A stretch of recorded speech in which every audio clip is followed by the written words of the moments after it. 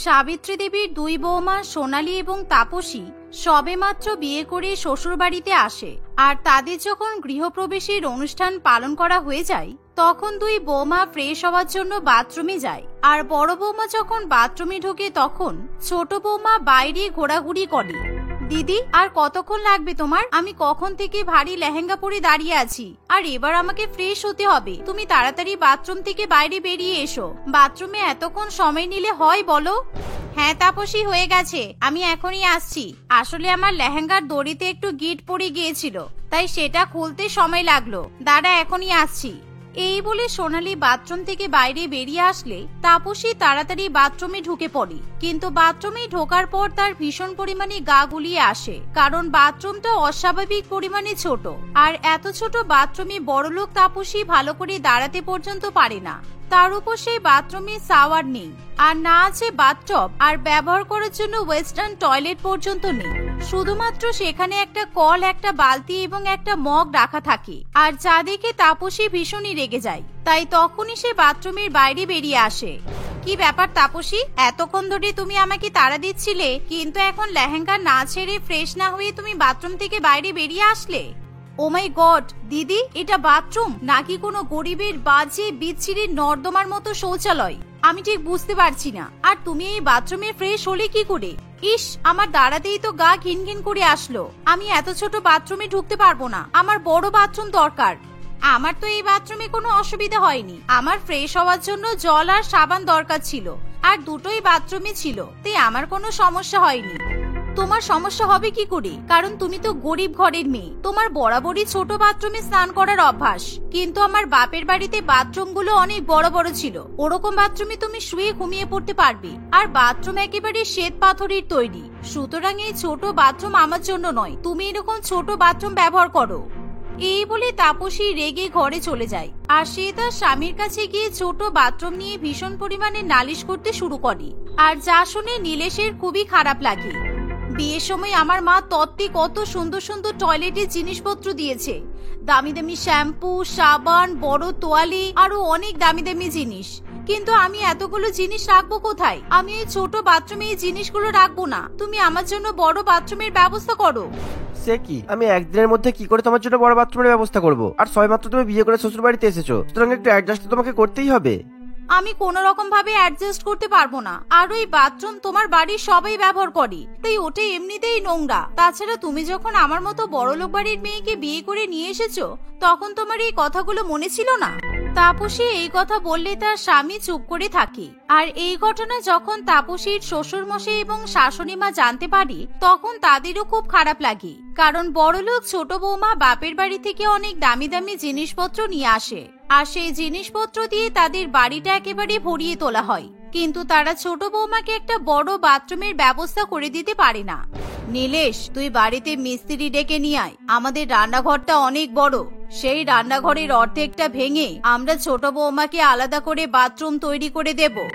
কিন্তু মা, রান্নাঘরের পাশে যদি তাপসীর বাথরুম থাকে তাহলে খুব বাজে দেখাবে, আর রান্না করার সময় বাজে গন্ধ আসবে। তার থেকে বরং আপনি আমার ঘরটা ব্যবহার করে ছোট বউয়ের জন্য একটা বড় বাথরুম তৈরি করে দিন। না না বড় বৌদি, তুমি এই বাড়িতে নতুন বিয়ে করে এসেছো, সুতরাং তোমার ঘর আমি কি করে নিয়ে নিতে পারি, আর তাও আবার আমার বউয়ের বাথরুম তৈরি করার জন্য?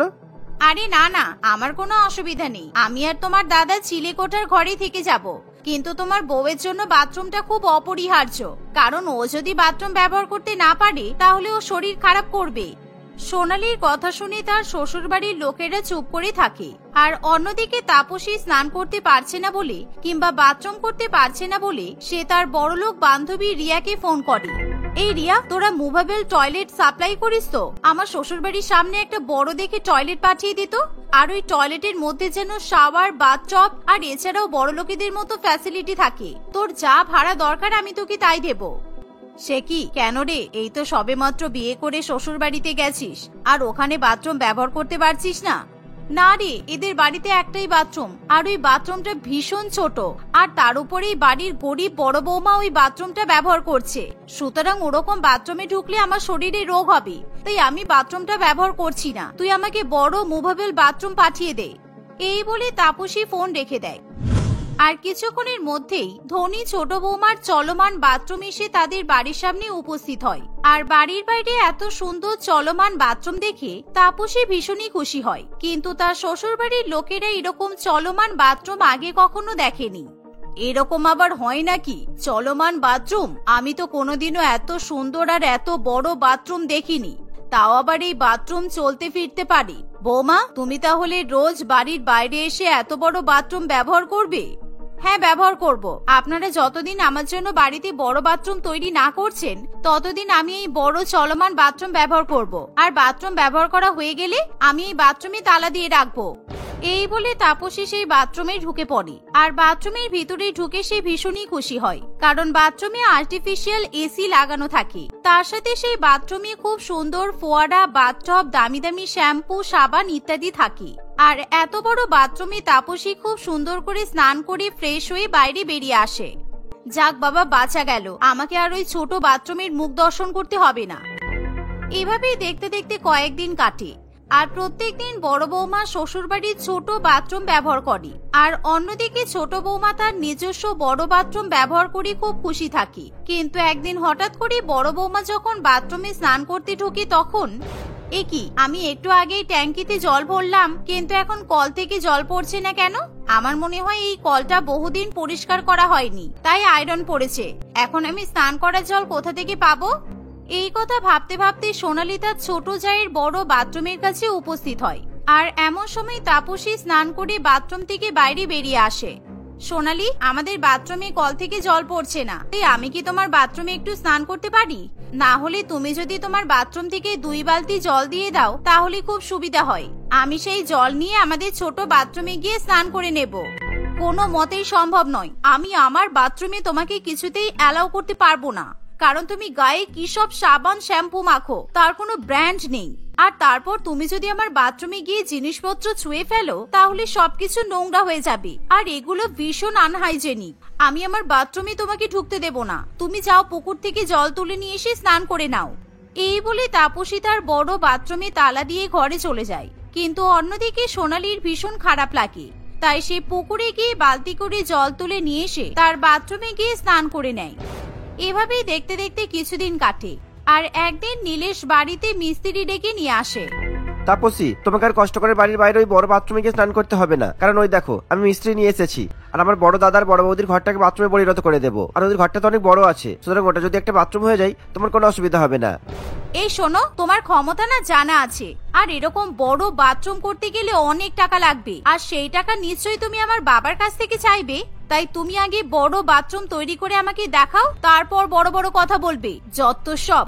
তাপসী এভাবে তার স্বামীকে অপমান করলে তার খুবই খারাপ লাগে, কিন্তু তাপসীর কিছু যায় আসে না। আর এমন সময় তাপসী আলমারি থেকে 50,000 টাকা বাইরে বের করে নিয়ে আসে। এত টাকা নিয়ে তুমি কোথায় যাচ্ছ তাপসী? আমি যে বিগত 1 মাস ধরে বাড়ির বাইরে ওই চলমান বাথরুম ব্যবহার করছি তার একটা ভাড়া আছে তো, আর 1 মাসে ওই বড় বাথরুমের ভাড়া হয়েছে 50,000 টাকা। সেটাই আমি মিটিয়ে দিতে যাচ্ছি। আমার বাবা আমাকে সকালবেলা টাকা পাঠিয়ে দিয়েছে। কি, ওই বাথরুমের ভাড়া 50,000 টাকা? ওই টাকায় তো আমাদের বাড়িতে আরো 2টো বাথরুম তৈরি হয়ে যেত। তৈরি হয়ে যেত, কিন্তু যখন তৈরি হয়নি তাহলে এত কথা বলে লাভ নেই। এই বলে তাপসী রিয়ার দোকানে গিয়ে তাকে 50,000 টাকা দিয়ে আসে। এভাবেই দেখতে দেখতে আরো কিছুদিন কাটে। আর একদিন তাপসীর শাশুড়ি মা বাথরুম ব্যবহার করতে যায়, এমন সময় সোনালীর ভীষণ জোরে পটি পায়। আর সে বাথরুমের বাইরে ঘোরাঘুরি করতে শুরু করে, কিন্তু যেহেতু তার শাশুড়ি মায়ের বাইরে বেরোতে দেরি হয় তাই সে কিছুতেই বাথরুমে যেতে পারে না। কিন্তু সে যে বাড়ির বাইরে রাখা তাপসীর বড় বাথরুমে গিয়ে ফ্রেশ হবে সেই সাহস কিছুতেই পায় না। আর সোনালীকে এরকম ছোট বাথরুমের বাইরে ঘোরাঘুরি করতে দেখে সোনালী খুবই খুশি হয়। দিদি, তুমি বরঞ্চ তোমার স্বামীকে বলে আমার মতো বাড়ির বাইরে একটা বড় বাথরুমের ব্যবস্থা করে নাও, তাহলে তোমাকে এরকম বাথরুমের জন্য স্ট্রাগল করতে হবে না। অবশ্য তোমার কাছে তো টাকা নেই, আর তোমার বরের কাছেও টাকা নেই, সুতরাং কি আর করবে, এই একটা বাথরুম নিয়েই টানাটানি করো। এতজনের সংসার হলে একটু আধটু স্ট্রাগল করতেই হয়, তাই আমার কোনো অসুবিধা নেই, তুমি তোমার চলমান বাথরুম নিয়ে খুশি থাকো। সোনালী এরকম ভাবে তাপসীর মুখে উত্তর দিলে তাপসীর খুবই রাগ হয়। এভাবে দেখতে দেখতে আরো কিছুদিন কাটে। আর একদিন তাপসী যখন বাড়ির বাইরে তার বড় বাথরুম ব্যবহার করতে যাবে তখনই হঠাৎ করে কর্পোরেশনের অফিসার তাদের বাড়িতে আসে। কি হলো স্যার, আপনি হঠাৎ করে আমাদের বাড়িতে আসলেন? আপনাদের বাড়িতে আসতে বাধ্য হয়েছি, কেননা এই এরিয়ার সব বাড়ি থেকেই আপনাদের নামে কমপ্লেন করা হয়েছে। আপনাদের বাড়ির বাইরে একটা বড় বাথরুম দাঁড়িয়ে আছে, আর ওই বাথরুম কে ব্যবহার করে আমি জানতে চাই, আর তার বিরুদ্ধে পুলিশে কমপ্লেন করব, সেই জন্যই। স্যার, ওটা তো আমাদের বাড়ির বাথরুম, আর আমাদের বাড়ির বাথরুমটা ছোট বলে আমরা বাড়ির বাইরে একটা বড় বাথরুমের ব্যবস্থা করেছি। কিন্তু কি সমস্যা হয়েছে আমরা কি জানতে পারি? অবশ্যই সমস্যা হয়েছে, কারণ বাড়ির বাইরে এরকম একটা বড় বাথরুম রেখে দিলেই তো হয় না। সেই বাথরুমের সব মলমূত্র কোথায় যাচ্ছে আপনারা জানেন? ওই বাথরুমের মলমূত্র হাওয়ায় কিন্তু ভেসে চলে যাচ্ছে না, বরঞ্চ ওই বাথরুম থেকে বেরিয়ে এলাকার নর্দমায় আর পুকুরে গিয়ে মিশছে। এলাকায় একেবারে বাজে গন্ধে ভরে উঠেছে। সুতরাং ওই বাথরুম আর আপনারা ব্যবহার করতে পারবেন না। আপনাদের সবাইকে আমি পুলিশ থানায় নিয়ে যাব। না প্লিজ অফিসার, এরকম করবেন না। আসলে আমরা বুঝতে পারিনি, তাই ওই বাথরুম ব্যবহার করে ফেলেছি। কিন্তু আজ থেকে আমরা আর ওই বাথরুম ব্যবহার করব না। সে ঠিক আছে, কিন্তু এতদিন যেহেতু আপনারা ওই বাথরুম ব্যবহার করেছেন, সেই জন্য আপনাদের পরিবার থেকে কর্পোরেশনের 10 লক্ষ টাকা জরিমানা দিতে হবে। আর তা না হলে আপনাদের সবাইকে জেলের ঘানি টানতে হবে। এখন পরিবেশ দূষণ করা মানে মানুষকে খুন করার সমান, বুঝেছেন? এই বলে অফিসার তাদেরকে একটা লিগ্যাল নোটিশ দিয়ে সেখান থেকে চলে যায়। আর এমন সময় তাপসী খুবই কান্নাকাটি করতে শুরু করে। সবকিছু আমার জন্য হয়েছে। আমি যদি বাড়ির বাইরে ওরকম বড় বাথরুম ব্যবহার না করতাম, তাহলে আমাদের এত বড় ক্ষতি হতো না। আমার খুব ভুল হয়ে গেছে, তাই আপনারা আমাকে ক্ষমা করে দেবেন প্লিজ। আর আমি আমার বাবাকে বলে ওই 10 লক্ষ টাকা দেওয়ার ব্যবস্থা করছি। এই বলে তাপসী তার বাবাকে ফোন করে 10 লক্ষ টাকা দেওয়ার কথা বলে। কিন্তু তাপসীর বাবা খুবই ভয় পেয়ে যায়। কিন্তু যেহেতু তার মেয়ে এরকম কাণ্ড ঘটিয়ে বসে, তাই তারও কিছু করার থাকে না। তাপসীর বাবা কর্পোরেশনে গিয়ে 10 লক্ষ টাকা দিয়ে আসে। তাপসী সেই বড় চলমান বাথরুম কোনোদিনও ব্যবহার করতে পারে না। সে এখন সবার সঙ্গে সেই ছোট বাথরুম ব্যবহার করতে শুরু করে। আর 2-1 মাসের মধ্যেই তাদের বাড়িতে সুন্দর একটা বড় বাথরুম তৈরি করা হয়। আর সেই বাথরুম পুরো মার্বেল পাথর দিয়ে তৈরি করা হয়। সেই বাথরুমে বাথটব থেকে শুরু করে দামি দামি জিনিসপত্র সবকিছুই থাকে। আর এখন সেই বাথরুম বাড়ির সকলে মিলে ব্যবহার করতে থাকে। স্নেহলতা দেবী তার বড় ছেলে দীপঙ্কর, বড় বৌমা বৈশাখী এবং ছোট ছেলে আবিরের সঙ্গে বাস করত। তার বড় ছেলে দীপঙ্কর কয়েক মাস আগেই নিজের পছন্দের মেয়ে বৈশাখীকে বিয়ে করে বাড়িতে এনেছিল। অন্যদিকে ছোট ছেলে আবির তিতলি নামে একটি মেয়েকে পছন্দ করত, কিন্তু সে তার বাড়িতে জানানোর মতো সাহস পেত না। আজকে মনে অনেক সাহস নিয়ে আবির তার মায়ের সঙ্গে এই ব্যাপারে কথা বলতে আসে। আমি তো জানতাম এরকমই কিছু একটা হবে। বড় ছেলেটা এরকম করেছে, ছোট ছেলে আর কি করে সুযোগ ছাড়বে? তা মেয়েটা কেমন, নাম কি? মা, ওকে তুমি খুব ভালো করেই চেনো। ও আমাদের পাড়াতেই থাকে। তিতলি তিতলি খুব ভালো মেয়ে, যেমনই শিক্ষিত তেমনি বাড়ির সমস্ত কাজকর্ম সব পারে। তিতলি বাড়িতে এলে তোমার আর বৌদি দুজনেরই খুব সুবিধা হবে। তিতলি খুব ভালো মতোই আমাদের ঘর সংসার সামলাতে পারবে। ঠিক আছে, তুই যখন এত করে বলছিস, আমার তাহলে এই বিয়েতে কোনো অসুবিধা নেই। তিতলি যদি ভালো করে সংসার সামলে নিতে পারে, আমার তো তাহলে কোনো আপত্তি হওয়ার কথা নয়। এই শুনে আবির খুবই খুশি হয়। সে তখনই তিতলির সঙ্গে দেখা করতে চলে যায়। তুমি যা যা বলেছিলে আমি মাকে সব বলে দিয়েছি। তোমার বলা কথাগুলো খুব কাজ করেছে। তুমি রান্না বান্না, ঘরের সমস্ত কাজকর্ম সবই পারো শুনে মা একেবারে রাজি হয়ে গেছে। তোমার ব্যাপারে আর অন্য কোনো কিছুই জানতে চাইনি। কিন্তু আবির, আমি রান্না বান্না তো দূরের কথা, ঘরের কোনো কাজকর্ম করতেও জানি না। আমি তো এগুলো তোমাকে মিথ্যা মিথ্যা বলতে বলেছিলাম, যাতে তোমার মা আমাদের বিয়েতে রাজি হয়ে যায়। তুমি আমাকেও মিথ্যা কথা বলছো? আমাকে অন্তত সত্যি কথাগুলো বলতে পারতে, আমি তাহলে মাকে অন্যভাবে মানানোর চেষ্টা করতাম। ধুর, এখন আর কিছুই করার নেই। জানি না বিয়ের পর কি হবে। মায়ের কাছে তোমার কতই না প্রশংসা করলাম, আর তুমি? আবিরের কথা শুনে তিতলি খুবই চিন্তায় পড়ে, কিন্তু তবুও সে ঘরের কোনো কাজ কিংবা রান্না বান্না শেখার কোনরূপ চেষ্টা করে না। কিভাবে শাশুড়ি মায়ের কাছে ভালো বৌমা হওয়া যায়, এই নিয়েই সে শুধু ভাবতে থাকে। তুই বেকার বেকার এত চিন্তা করছিস। এখনো তোর বিয়ের 15 দিন বাকি আছে। এই 15 দিনে তুই চাইলেই অনেক কিছু শিখে নিতে পারবি। আমি এখনো বলছি, আমার সঙ্গে রান্নাঘরে চল, আর রান্না বান্না করাটা অন্তত শিখে নে। এছাড়া কি তোর কাছে আর কোনো উপায় আছে? না মা, আমার রান্না করতে ভালো লাগে না। আমি আজ পর্যন্ত কোনোদিনও রান্নাঘরে ঢুকেছি? তুমি বলো। আমার তো রান্নাঘরে ঢুকলেই গায়ে জ্বর আসে। রান্না করা তো দূরের কথা। মা, তুমি কিছু একটা ব্যবস্থা করো না। তুমি তো এত ভালো রান্না করতে পারো। আরে আমি রান্না করতে পারি তাতে কি হবে? এমন তো নয় যে আমি তো শ্বশুর বাড়িতে গিয়ে রান্না করে দিয়ে আসবো। এটা তো সম্ভব নয়। যা করার তোকেই তো করতে হবে। আইডিয়া, তুমি আমার শ্বশুর বাড়িতে গিয়ে রান্না করে দিয়ে আসতে পারবে না ঠিকই, কিন্তু তুমি তোমার রান্নাঘরে রান্না তো করতে পারবে। মানে আমি তোমার হাতের রান্না করা খাবার আমার শ্বশুর বাড়িতে নিয়ে গিয়ে সবাইকে খাওয়াতে তো পারবো।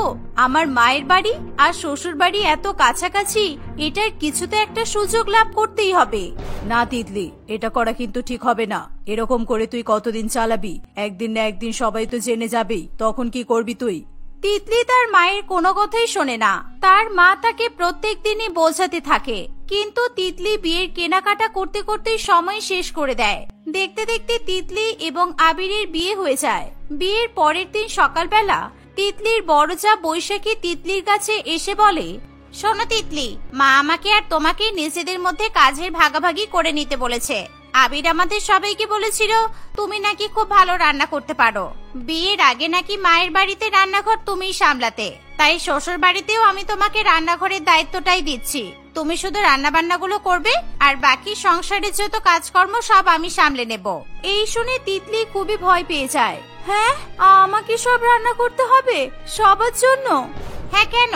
আবির তো বলেছিল তুমি খুবই গুণবতী, তুমি খুব ভালো মতোই রান্না বান্নার দায়িত্ব সামলাতে পারো। এতজনের রান্না করতে হবে বলে তুমি কি ভয় পেয়ে গেলে? তোমার অসুবিধা হলে বলো, আমি শাশুড়ি মায়ের সঙ্গে এই ব্যাপারে কথা বলে নিচ্ছি। না না, কোনো অসুবিধা নেই, আমি রান্না বান্নার দায়িত্ব সামলে নেব। আর আবির ঠিকই তো বলেছে, আমি সত্যিই ভালো রান্না করতে পারি। আসলে আগে কখনো এতজনের রান্না করিনি তো, তাই একটু ঘাবড়ে গেলাম, আর কিছু না। এই শুনে বৈশাখী খুবই খুশি হয়ে সেখান থেকে চলে যায়। বৈশাখী সেখান থেকে চলে যাওয়া মাত্রই তিতলি সঙ্গে সঙ্গে তার মাকে ফোন করে। আমি খুব ভালো করে জানতাম তুই ফোন করবি, সেই জন্য আমি রান্নাঘরে আগে থেকে একটা পেন খাতা নিয়ে এসে রেখেছি। কি কি রান্না করতে হবে বল, আমি লিস্ট করে নিচ্ছি। কিন্তু আমি যে খাবারগুলো রান্না করে দেব সেগুলো কে নিয়ে যাবে? আমি নিয়ে আসবো মা, তুমি এখনই রান্না করা শুরু করে দাও। আমি সময় মতো খাবার নিতে চলে যাব। কি কি রান্না করতে হবে আমি সেগুলো বলে দিচ্ছি। তিতলি তার মাকে ভালো করে বলে দেয় তাকে কি কি রান্না করতে হবে। কিছুক্ষণ পর তিতলি যখন তার মায়ের বাড়ি থেকে খাবার আনতে যাবে বলে বাড়ি থেকে বের হতে চায়, তখনই বৈশাখী তাকে দেখে ফেলে। কি হলো তিতলি, তুমি রান্না না করে কোথায় যাচ্ছ? এভাবে কাউকে কিছু না বলেই তুমি বাইরে বেরিয়ে যাচ্ছ যে? এবাড়ির বউদের স্বাধীনতা আছে ঠিকই, কিন্তু কোথাও যাওয়ার আগে শাশুড়ি মায়ের পারমিশন অবশ্যই নিতে হয়। কিন্তু আমি তো আমাদের বাড়ির সামনে যে দোকানটা আছে ওই দোকানে যাব। রান্না করতে গিয়ে দেখলাম আমার বেশ কিছু মশলার প্রয়োজন। আসলে আমি যখন বাড়িতে রান্না করতাম আমার মায়ের রান্নাঘরে সমস্ত ধরনের মশলা থাকতো, কিন্তু শ্বশুর বাড়ির রান্নাঘরে দেখলাম অনেক মশলাই নেই। আমি মশলাগুলো কিনতে যাচ্ছি, ওই মশলাগুলো ছাড়া আমি রান্না করতেই পারবো না। ও আচ্ছা, তুমি আগে বলবে তো। তুমি আবার রান্না করতে করতে এখন দোকানে যাবে? আমাকে বলো কি কি আনতে হবে, আমি না হয় এনে দিচ্ছি। না না, তোমাকে আর কষ্ট করতে হবে না দিদি, আমি এখনই যাব, এখনই চলে আসবো। তুমি চিন্তা করো না, আমি সময় মতো সব খাবার রান্না করে নেব। তাছাড়া তুমি যখন আমাকে রান্নার দায়িত্ব দিয়েছো তখন রান্নার কাজগুলো আমাকেই করতে দাও না। এই বলে তিতলি বাড়ি থেকে বেরিয়ে যায়। সে বাড়ি থেকে বেরিয়ে এদিক ওদিক দেখার পর দৌড়ে তার মায়ের বাড়িতে ঢুকে পড়ে। সে নিজের বাড়িতে গিয়ে সোজা রান্নাঘরে চলে যায়, যেখানে তার মা তখনও রান্না করতে ব্যস্ত ছিল। মা, তোমার এখনো রান্না হয়নি? তাড়াতাড়ি টিফিনে ভরে দাও খাবারগুলো, অনেক দেরি হয়ে গেল। আমি মিথ্যা বলে এখানে এসেছি, যদি কেউ দেখে ফেলে বিপদ হয়ে যাবে। হ্যাঁ, এই তো আমার হয়ে গেছে, দাঁড়া আমি এখনই সব প্যাক করে দিচ্ছি। এভাবেই তিতলি তার মায়ের রান্নাঘর থেকে বিভিন্ন রকমের খাবার প্যাক করে শ্বশুর বাড়িতে নিয়ে চলে আসে। সে খাবারগুলো নিয়ে লুকিয়ে লুকিয়ে সোজা রান্নাঘরে চলে যায়। তাড়াতাড়ি এই খাবারগুলো হাঁড়ি কড়াইতে রেখে দিই, আর খাবারগুলো একটু গরম করে নিই। গরম গরম খাবার সবাইকে পরিবেশন করে দেব, তাহলে সবাই ভাববে এগুলো আমিই রান্না করেছি। এই বলে সে খাবারগুলো গ্যাস ওভেনের উপর বসিয়ে দেয়। ঠিক তখনই সেখানে বৈশাখী চলে আসে। রান্নাঘর থেকে এত সুন্দর গন্ধ বেরোচ্ছে বলে আমি দেখতে এলাম তুই কি করছিস। আরে বাহ, এত তাড়াতাড়ি তোর রান্না হয়ে গেল, তুই তো দেখছি সুপার ফাস্ট। আমি তো ভেবেছিলাম আবির হয়তো মিথ্যা প্রশংসা করেছিল। তিতলি নিজের হাতে বাড়ির সকলকে খাবার পরিবেশন করে দেয়। তিতলির হাতে রান্না খেয়ে সকলেই খুবই প্রশংসা করে, কিন্তু আবির মনে মনে চিন্তা করতেই থাকে। সে কিছুতেই বুঝে পায় না তিতলি কিভাবে অত ভালো খাবার রান্না করতে পেরেছে। সত্যি বৌমা, তোমার হাতে কিন্তু জাদু আছে বলতে হবে। তুমি যে এতটা ভালো রান্না করতে পারবে আমি তো স্বপ্নেও ভাবতে পারিনি। আমি এবার পুরোপুরি রান্নাঘরের যত দায়িত্ব তোমাকেই দিলাম। আমাদের বাড়িতে আর রান্না খাওয়া নিয়ে কোনো সমস্যা হবে না। শাশুড়ি মায়ের মুখে প্রশংসা শুনে বৈশাখীর খুবই রাগ হয়, কিন্তু সে কিছুই প্রকাশ করতে পারে না। রাত্রিবেলা ঘুমাতে যাওয়ার সময় তিতলি আবিরকে সত্যি কথা বলে দেয়। এটা তুমি কি করে ফেললে? মা তো সমস্ত রান্নার দায়িত্ব তোমার উপরেই দিয়ে দিল। তুমি এবার কি রোজ রোজ তোমার মায়ের বাড়ি থেকে খাবার নিয়ে আসবে? এটা কিভাবে সম্ভব? আমার পক্ষে সম্ভব নয় বলেই তো তোমাকে বলছি, কারণ তুমি কাজটা খুব সহজেই করতে পারবে। প্রত্যেকদিন তুমি অফিসে যাওয়ার আগে আমার মায়ের বাড়ি থেকে খাবার নিয়ে আসবে, আর অফিস থেকে ফিরে আসার সময় মায়ের বাড়ি থেকে খাবার নিয়ে বাড়ি চলে আসবে। তাহলে সব সমস্যা মিটে যাবে, কেউ কখনো ধরতেই পারবে না যে খাবারগুলো কে রান্না করেছে। আবিরের ইচ্ছা না থাকা সত্ত্বেও সে তিতলির কথা মেনে নিতে বাধ্য হয়। এরকম ভাবেই কিছুদিন চলতে থাকে। আবির প্রত্যেকদিন দুবেলা করে তিতলির মায়ের বাড়ি থেকে খাবার নিয়ে আসা যাওয়া করতে থাকে। প্রত্যেকদিন তিতলির হাতের খাবার খেয়ে বাড়ির সকলেই তার প্রশংসা না করে পারে না। কিন্তু এই ব্যাপারটা নিয়ে বৈশাখীর খুবই সন্দেহ হয়, কারণ যখনই সে রান্নাঘরে যায় তখনই সে দেখতে পায় তিতলি বেশিরভাগ সময় ফোন নিয়ে ঘাটতেই ব্যস্ত থাকে। আবার কখনো যে সমস্ত সবজি তিতলিকে কাটতে দেখা যায়, খাবার খাওয়ার সময় সেই সবজিগুলোর বদলে অন্য সবজি দেখা যায়।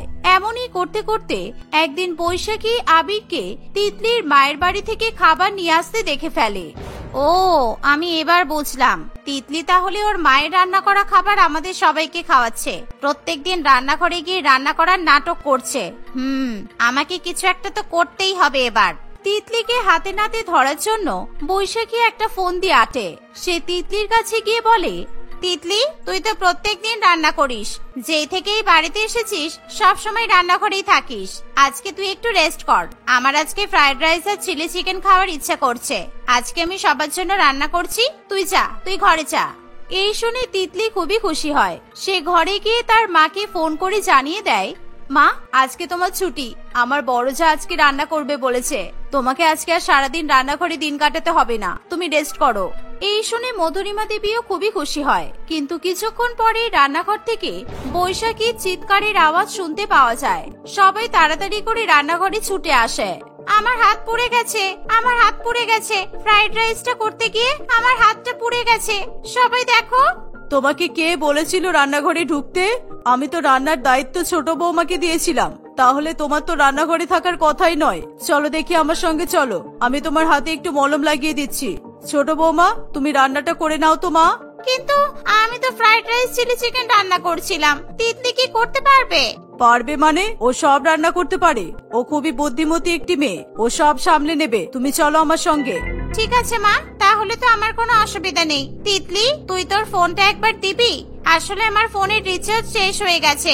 আমি দীপঙ্করকে ফোন করে বলবো ওষুধ কিনে আনার জন্য। বৈশাখীর কথা শুনে তিতলি তাকে নিজের ফোনটা দিয়ে দেয়। ফোনটা নিয়ে বৈশাখী তার শাশুড়ি মায়ের সঙ্গে সেখান থেকে চলে যায়। এর ফলে তিতলি তার মাকে ফোন করেও কিছু জানাতে পারে না। আজকে আমি খুব ভালো রকম ভাবেই ফেসে গেছি। আজকে আমাকেই রান্না করতে হবে। আমার কাছে আর কোনো উপায় নেই। না আমি মাকে ফোন করে রান্না করার কথা বলতে পারবো, আর নাই আমি ফোনের রেসিপি দেখতে পারবো। আজকে তো যা করার নিজেকেই করতে হবে। এই বলে তিতলি রান্না করা শুরু করে। কিন্তু কিছুক্ষণ পরেই রান্নাঘর থেকে খাবার পুড়ে যাওয়ার দুর্গন্ধ সারা বাড়িতে ছড়িয়ে পড়ে। সবাই তাড়াতাড়ি করে রান্নাঘরে ছুটে আসে। একই বৌমা, তুমি সমস্ত খাবার এভাবে পুড়িয়ে ফেলেছো কেন? তুমি তো প্রত্যেক দিনই কত ভালো ভালো খাবার রান্না করো, তাহলে আজকে তোমার কি হলো? একটু আগেই তো আমরা রান্নাঘর থেকে গেলাম, এরই মধ্যে তুমি। মা, আমাকে ক্ষমা করে দিন। আসলে আমি রান্না করতে পারি না। আমি শ্বশুর বাড়িতে এসে পর্যন্ত একদিনেও এই রান্নাঘরে কোনো রান্না করিনি। প্রত্যেক দিনই আমার মা খাবার রান্না করে পাঠাতো। আমি মায়ের বাড়ি থেকে খাবার এনেই আপনাদেরকে খাইয়ে দিতাম। এমনকি আমি তো চাও বানাতে পারি না। এই শুনে স্নেহলতা দেবী প্রচন্ড পরিমাণে অবাক হয়। কি, তুমিও তাহলে বড় বৌমার মতো রান্না করতে পারো না? বড় বৌমা রান্না করতে পারতো না বলে আমরা তোমার উপরেই রান্নার দায়িত্বটা দিয়েছিলাম, কিন্তু এখন তো দেখছি আমাকেই সেই রান্না করতে হবে। তুমি আসার আগে আমাকেই তো রান্নাঘর সামলাতে হতো। কি দিদি, তুমিও রান্না করতে পারো না? আমি তো ভাবলাম তুমি আমার বড় যা, আমি তোমার কাছ থেকে সব শিখে নেব। কিন্তু আমি তো ভেবেছিলাম তুই সত্যি সত্যি খুব ভালো রান্না করতে পারিস। সবাই তো তোর কত প্রশংসা করত। সেই জন্য আমি ভেবেছিলাম আমি বড় যা হয়েও আমার ছোট চায়ের কাছ থেকে রান্নাগুলো শিখে নেব। ঠিক আছে, তোমরা অনেক ভেবেছো, অনেক করেছো, এবার যাও এখান থেকে। আমাকে রাতে রান্নাটা করতে দাও। কপাল করে দুটো বৌমা পেয়েছি, কেউ কোনো কাজের নয়। মা, বলছিলাম যে রাতে আমি ভাত খাই না, আমার জন্য যদি কটা রুটি বানিয়ে দিতেন তাহলে খুব ভালো হতো। হ্যাঁ বড় বৌমা, এবার তোমারও কিছু বলার থাকলে তুমিও হুকুম করে দাও। শাশুড়ি মাকে হুকুম করছে রুটি খাবে, যাও এখান থেকে, বেরিয়ে যাও তোমরা। আমাকে সারা জীবন এবার হেসেল ঠেলে ঠেলেই মরতে হবে। কি আর বলবো, আমার তো কপালটাই খারাপ।